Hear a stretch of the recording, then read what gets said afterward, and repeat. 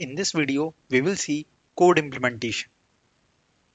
So now let's see the implementation of both the approaches. So here this is my first approach. I have a height of array given, okay, and I will try to solve it by taking one suffix value only, okay, that is the right maximum.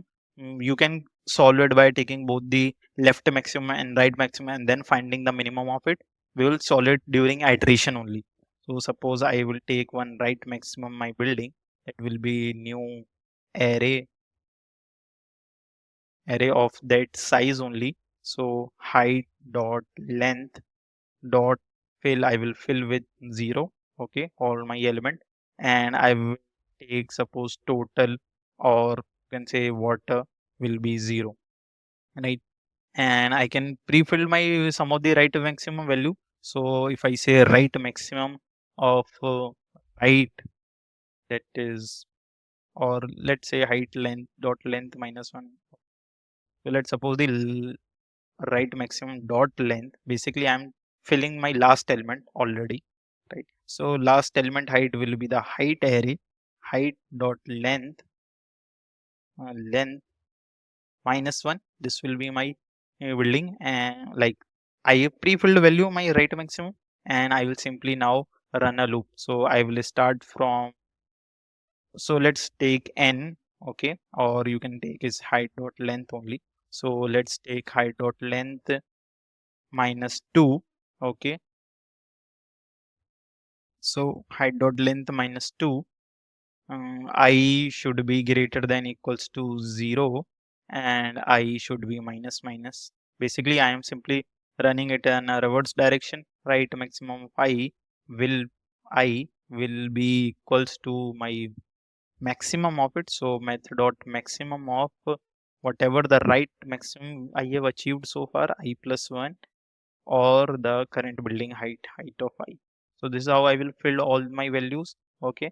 Now for left maximum we are not creating any array, but we are creating one variable. So left maximum will be my, suppose first height is 0, so I am assuming that this will be my left maximum so far. And now I will simply find out the water, total amount of water, that is total area. So I will start from 1 to n here, and you can say height dot length, okay. And what I will do, I will find out the first left maximum here. So I can get easily left maximum by comparing the current building and so far maximum on the left side. So left maximum comma height of I. This is how I will collect it, and then I will collect water. Water will be my plus equals to whatever the min value of these left maximum and my right maximum. Okay, so for right maximum we have an array, so I will calculate the I value, and I will subtract the current building height so that I can calculate the amount of the water. In the last, what we will do, we will return water, return water, right? This function will close, you can say here,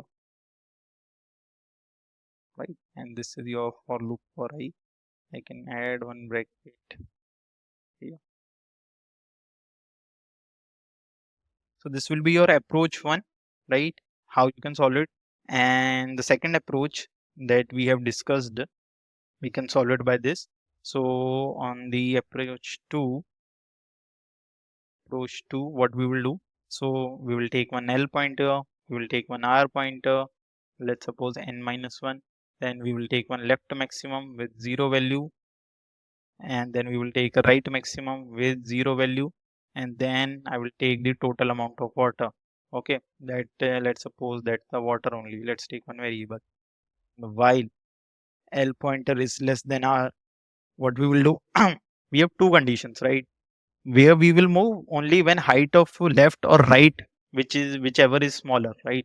So I will simply find one condition. If height of left is smaller than or equal to, because in equal we also need to move, we can move either right and left, but it's totally depend. So if this condition, then I will simply do IL plus plus, okay. Else, okay, else my R is smaller, so I will do R minus minus, simple. Now inside this, I will store water only when the condition is my left maximum so far is greater than height of the lth building, right? Only this case I will store the water. So on this case I will say my water plus equals to the difference left maximum minus height of lth building, right? Else if this is not the case, right, your current building is much more greater than so far your left maximum, so I will simply update my left maximum to the height of L. Okay, same thing, exactly same thing will be come under else condition here, right?